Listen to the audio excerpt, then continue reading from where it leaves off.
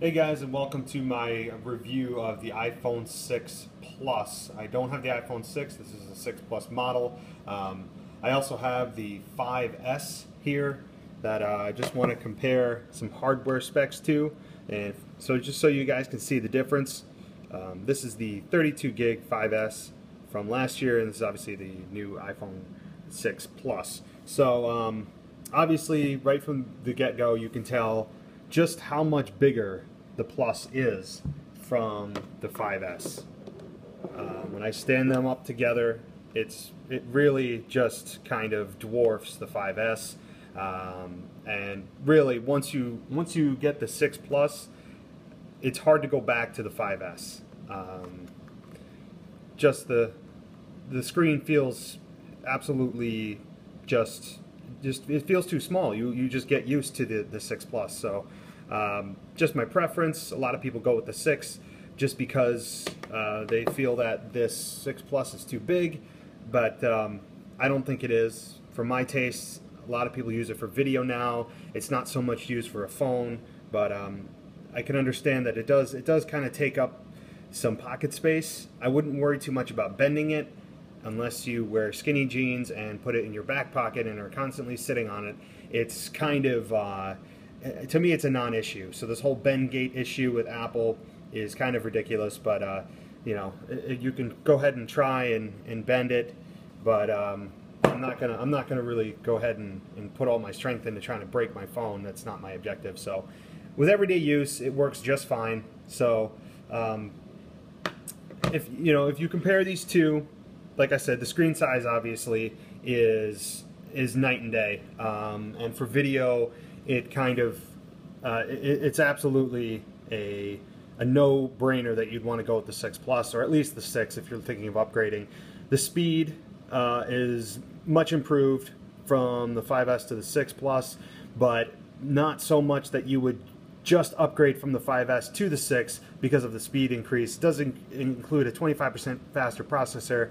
The screen is a little bit better quality. It's now Retina HD versus the original Retina 326 pixels per inch.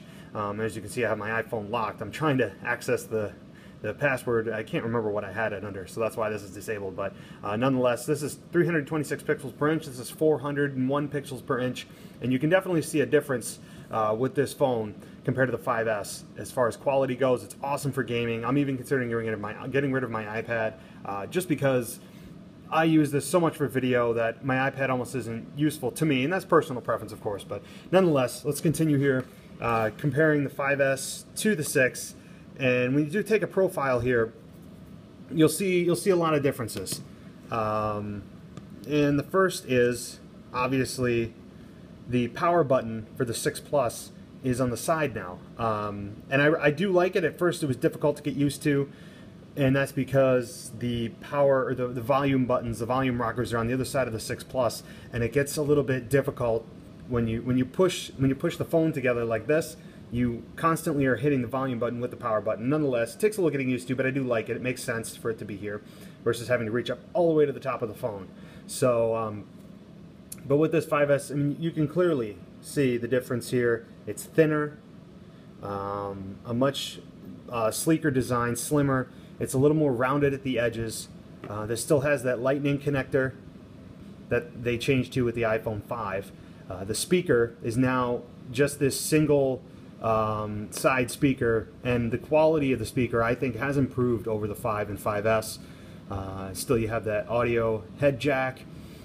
And then when you take a look at the other side, the sleep wake buttons are still in the same position, and instead of these small little buttons for up and down volume, you now have these bigger toggle switches for the volume. And I do like it. It's a bigger phone. It needs a little bit bigger of volume rockers, and I do like it. So a bit of a change there, but it's needed for sure with this new design.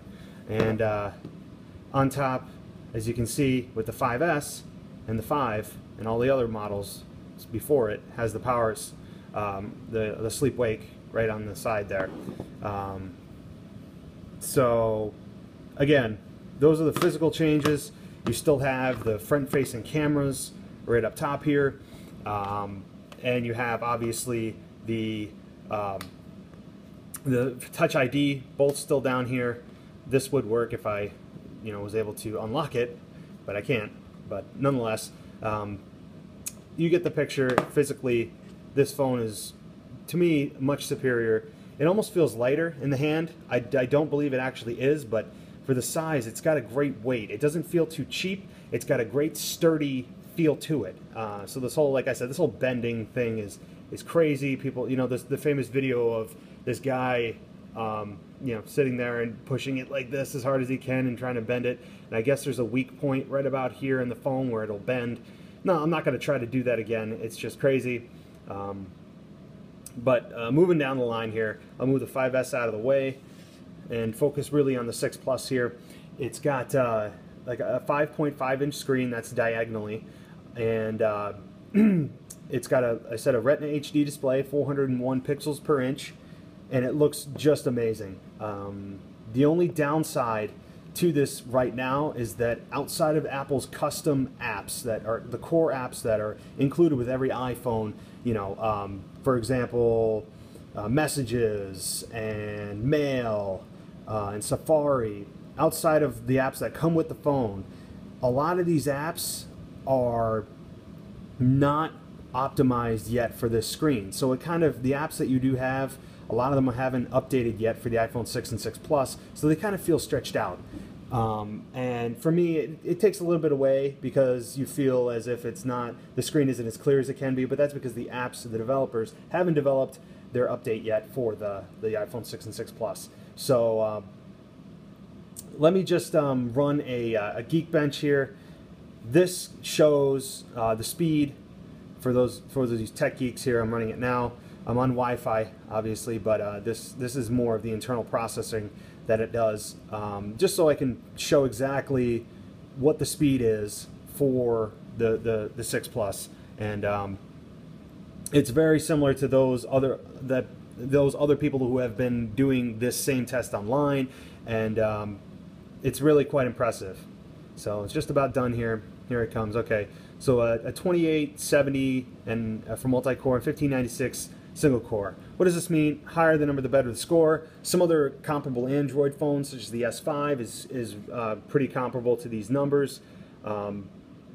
It's still only it's still one processor, 2 cores, 1.4 gigahertz. So they haven't gone quite to the quad-core processor just yet. I think Apple will next time with the 6S and 6S Plus. I think you'll see that upgrade. But it's still got 1 gigabyte of memory, as you can see. So I think for the next iPhone 6S Plus and this iPhone 6S that will likely be released next September, I do think that they'll upgrade. The phone will look exactly the same. I think they'll upgrade the memory to 2 gigabytes of memory and probably a quad-core processor, better camera. But that's a review for a year from now. So also, while I was looking, you can also see this glass is rounded, and it kind of, it's a very nice touch. It makes it feel unibody and kind of really a sturdy feel in the hand. Very nicely done, no rough edges, just a really, it feels like Apple, if that makes sense. So I just want to show you guys those speed tests for those of you who care or know what a Geekbench test means. Outside of that, the camera is probably, even though it's still a 6 or 8 megapixel camera, does do an awesome job, and it does a much better job than the 5S. It's still 8 megapixels. I understand the frustration for that. I was a proponent of upping the megapixels, but they still are just stuck on that 8 megapixels since the 4S introduced back in 2011. Nonetheless, it still takes amazing photos, and it was recently rated the best smartphone camera out there. So clearly, Apple has taken the route of megapixels on everything, and they aren't. They've proven it. I still say that with the 6S next year, you'll see an increase in megapixels. They'll have to. But they have included improvements in the aperture, which means it lets in more light. The front-facing camera looks dramatically better. The speed in which the camera is able to capture photos is amazing. There's very little lag even when I move this around quickly. It's really just a much faster camera, likely due to the processing power of the A8. Video is also amazing. It's what you've come to expect. The new feature obviously is slow-mo. It's now 240 frames a second, which is extremely high quality. I'm sure you can find some videos that were done, on YouTube with this camera. I can't say enough about it. For a smartphone camera, it's not the best camera ever made, but for a smartphone, it will take care of any daily use that most people need, and I really think it's one of the best features of the iPhone 6 Plus, especially with the larger screen and the tap to focus. It focuses really quickly.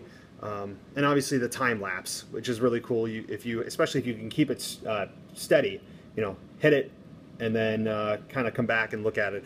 If you're at an ocean or even in a city watching people move around, it's a great feature. It's a little bit of a novelty right now, but a great feature nonetheless. So those are the camera features. And overall, I would rate this phone a 9.5 out of 10. That would be my official score. The only thing taking away from it is it's not as sharp as some Android screens, such as the Galaxy Note 4, which is coming out, I believe, this week.